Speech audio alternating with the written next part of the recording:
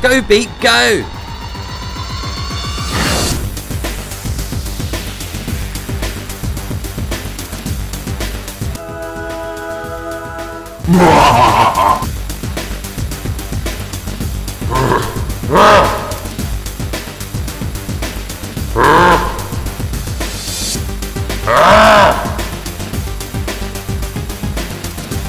Oh no!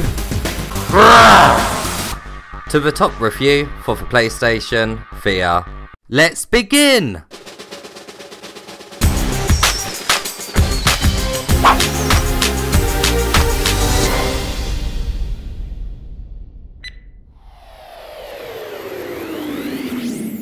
First up, let's take a look at the gameplay.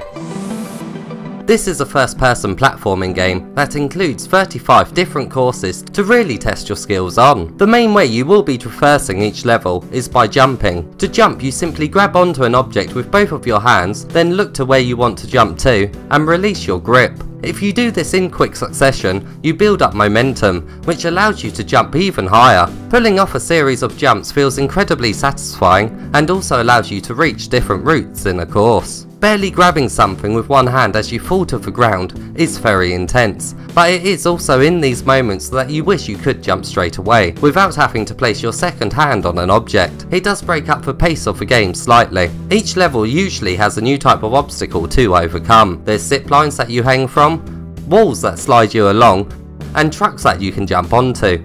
Honestly, there is far too many to list, but they are all introduced in order of difficulty and all bring new heart-dropping moments, such as handle grips that crumble away when they are held onto for a short period of time. Hearing them start to crack really does make your stomach drop, especially when you're dangling from them. Some of the courses do get very difficult. Luckily, there are checkpoints scattered around through each stage that you return to if you die, or you can instantly teleport back to the last one with a press of a button. Teleporting is instant, which is great and keeps you in the action. The levels are split between different difficulties: easy, medium, hard and bonus. You must collect medals to unlock new levels. Medals are rewarded for beating the top 3 times in a stage, collecting all the geomes, and you also get a medal for collecting the hidden geome. The hidden geomes are usually at the end of a whole obstacle course, so they really are worth trying to find, as these obstacle courses are usually quite tricky and really test your skills. Grabbing the geome at the end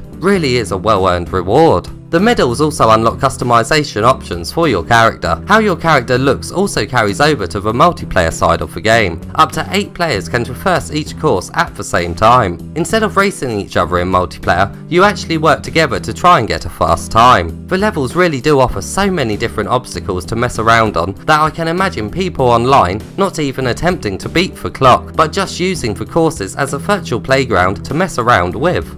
Now let's take a look at how immersive this game is.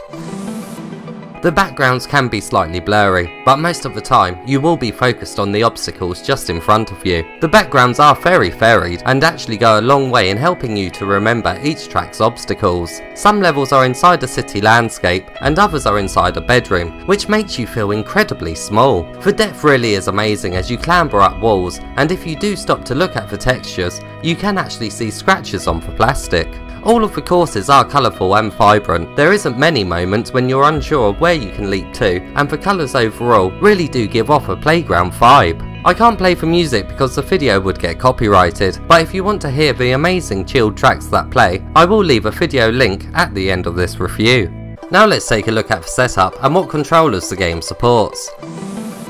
I played this game mainly in a seated position just under 2 meters away from the camera. Although the game appears that it should be played entirely while standing, this is not the case. There are a couple of levels where standing may make the obstacles a bit easier to traverse, but this game can be fully played seated. The head tracking was fine, and most of the time, the game didn't make me feel motion sick. However, after a long play session of around an hour and a half, the motion sickness did start to creep up on me, but it is understandable considering you're jumping around constantly. This game can be played with a DualShock controller or 2 Move controllers. The other controllers are not supported. Now let's take a look at the length of the game and what trophies come with it.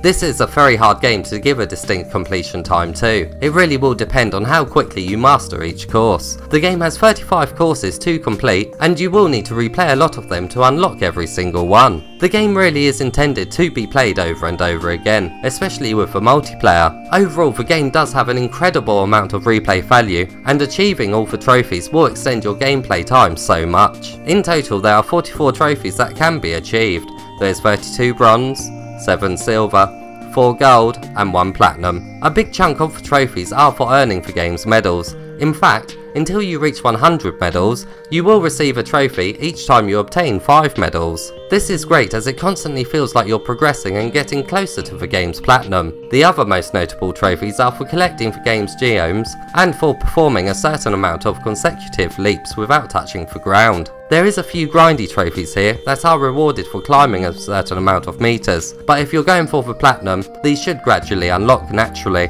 Overall, it is a brilliant trophy list, and the platinum is very well deserved. And now it's time for the verdict. When playing Sprint Vector, the one thing I wish it had was an obstacle course that you could tackle at your own speed. To the Top gives you just that, and also gives you time trials. If you was put off by how active you have to be to play Sprint Vector, then rest assured, the workout found here is nowhere near as intense, and the fact that you can play seated is great. I can't think of another PSVR game where I have felt such a rush whilst playing seated. This game really does have so much replayability. How each track is set up really does offer so many different routes to experiment with for finding the quickest line. Do you take a risk and not activate a checkpoint to shave off a second or so to your overall time, or do you play it safe and grab the checkpoint, especially when the next part of the track is quite hard? There really is so many intense split-second decisions you have to make, and it really does get your heart pumping. It really is one of the must-own titles for the PSVR. If you need any more convincing that this game really is amazing, there's a level where you climb up the side of a massive moving robot.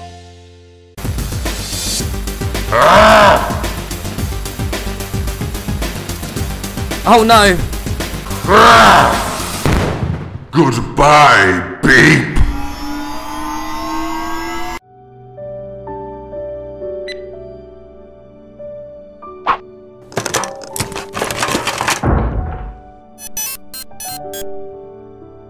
You really are quite strange, Beep. I want to say a massive thank you to Sanford Lustig, who is my latest Patreon member. I really appreciate your support, and you are now on our hero wall in our PSVR studio.